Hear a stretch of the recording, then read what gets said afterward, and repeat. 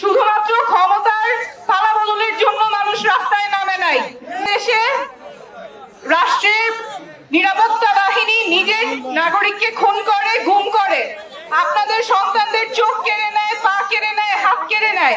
সেই বাংলাদেশে আমরা আর ফেরত যাব না। এবং যারা এই গুম খুনের সাথে জড়িত, যারা আপনাদের সন্তানদেরকে, আপনাদের বাবাদেরকে, ভাইদেরকে, বোনদেরকে খুন করেছে, পঙ্গু করেছে, তাদের বিচার আমরা নিশ্চিত করেই ছাড়বো। সেটা যত সময় লাগুক বিচার হবেই। শুধুমাত্র ক্ষমতার পালাবদলের জন্য মানুষ রাস্তায় নামে নাই।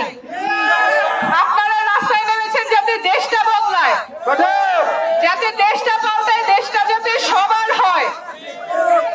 এই দেশ শুধুমাত্র কোন দলের যাতে না হয়। যেই দল সরকারে থাকবে দেশটা শুধু সেই দলের। সেই বাংলাদেশে আমরা আর যাব না।